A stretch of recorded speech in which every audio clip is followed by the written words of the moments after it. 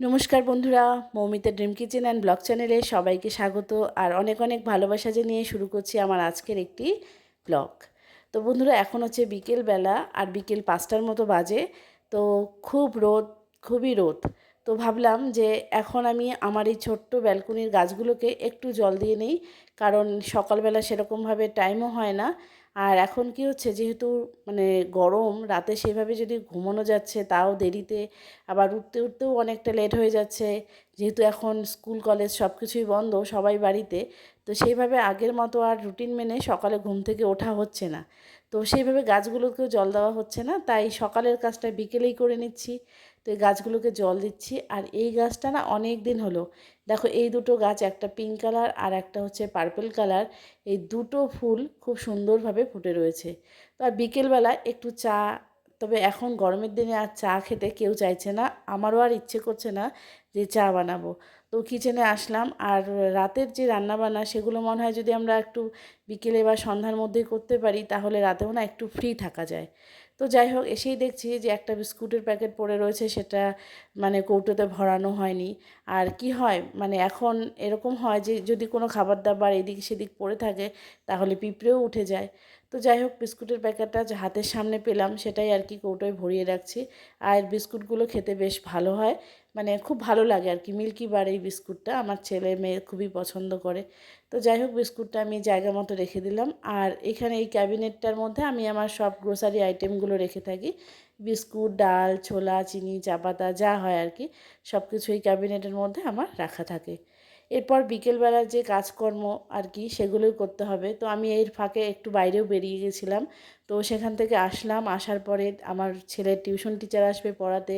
তো তাড়াতাড়ি করে বিছানাটা গুছিয়ে নিচ্ছি, আর কয়েকটা জামা কাপড় ছিল সেগুলোও গুছিয়ে ওর টেবিলগুলো মানে পরিষ্কার করে, সব বই খাতা যা যাবতীয় জিনিসপত্র সেগুলো আর কি ভালো করে গুছিয়ে দিচ্ছি, যাতে ওর টিচার আসলেও কোনো অসুবিধে না হয়। তো ছেলেও আমার ঘুম থেকে উঠে পড়েছে, কিন্তু বাচ্চা মানুষ না, ঘুম থেকে উঠলে একটু মুড অফ থাকে আর কি। তো তাই আর কি ও একটু বসে কার্টুন টাটুন দেখছে। তো চলে এলাম দেখো আবার কিচেনে। এখন হচ্ছে প্রায় মানে কি বলবো, আর সন্ধ্যায়, কিন্তু এখনও রোদের যা তাপ, মানে গরমের তাপটা গেল না। তো যাই হোক, এখন আমি নিয়ে এসেছি আম, কলা এগুলো। আর বাইরে গিয়েছিলাম আমার ছেলের জন্য ওষুধ আনতে। তো যাই হোক, ওখান থেকে চলেও এসেছি। তো ভাবলাম যে না, আর দেরি করব না। তো তাড়াতাড়ি করে আমি ওই মানে রাতের জন্য কিছু ডিনার বানিয়ে নেব। তো এই যে কলা নিয়ে এসেছি, আর নিয়েছি আম। তো কলা আর আম দিয়ে কি করব সেটা পরের ভিডিওতে তোমাদের সাথে তো অবশ্যই শেয়ার করব। আর এই যে দেখো, ফ্রিজের উপর এভাবে রেখে দিলাম, যেহেতু দুটোই খুব পাকা। তো রাতের ডিনারে আজকে বানাবো হচ্ছে কাঁচা কলার একটা রেসিপি, কাঁচা কলা দিয়ে। তো বাড়িতে যখন কোনো সবজি টবজি মানে থাকে, অথচ এই সবজিগুলো খেতে চায় না, তখন সেগুলোকে একটু অন্যভাবে রান্না করতে হয়, যাতে সবাই খেতে পারে। তো রাতের ডিনার বানাবো, তার জন্য আমি নিয়ে নিয়েছি কাঁচা কলা। কাঁচা কলাগুলোকে ধুয়ে নিলাম।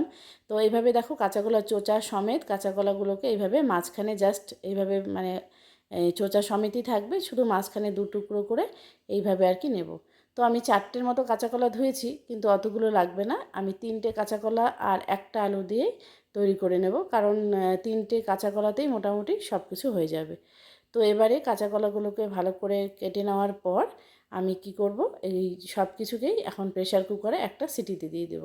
আর এদিকে রেখেছিলাম মটর ডাল ভিজিয়ে, সেগুলোকে একটু পেস্ট করে নেব। তো এদিকে কাঁচা কলা সেদ্ধ হয়েছে, আর আলুগুলো সেদ্ধ হয়েছে।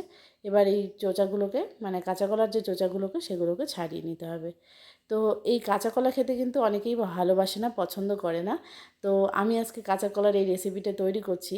তো এটা কি এইভাবে তৈরি করে খেলে কিন্তু বাড়ির কেউ বুঝতেও পারবে না যে আমরা কি বানাচ্ছি বা কি বানিয়ে দিয়েছি। তো বিশেষ করে ছোটরা কিন্তু খেতেই চায় না। তো আমার বাড়িতে তো আমার হাজব্যান্ড, আমার মেয়ে, আমার ছেলে কাঁচা কলা কেউ পছন্দ করে না।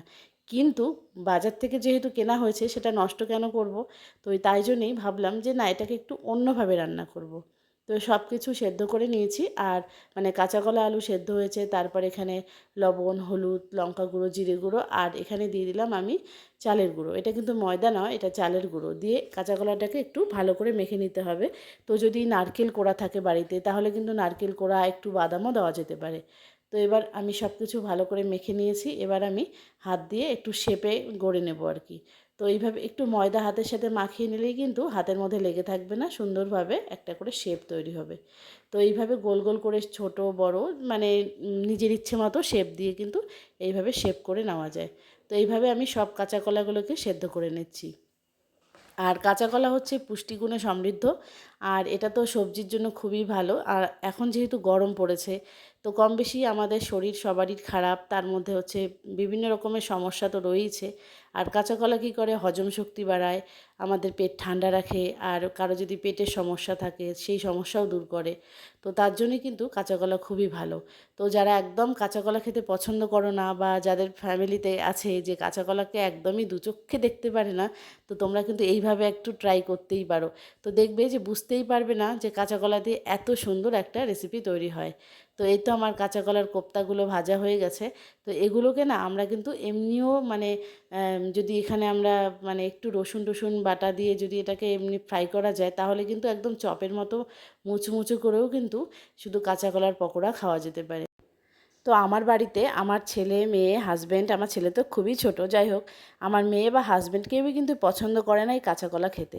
মানে কাঁচা কলার ওরা পাশ দিয়েও যায় না, এরকম ব্যাপারটা। কিন্তু যেহেতু রয়েছে, তো যাই হোক, আমি আজকে এইভাবেই রান্না করছি, তো ওরা একদম বুঝতেই পারবে না। মাঝে মাঝে কিন্তু বাড়ির লোককেও একটু বোকা বানাতে হয়। তো ফ্রাই প্যানে দিয়ে দিয়েছি সরিষার তেল, আর তেল গরম হয়ে গেলে দিয়ে দিয়েছি গোটা জিরে আর শুকনো লঙ্কা।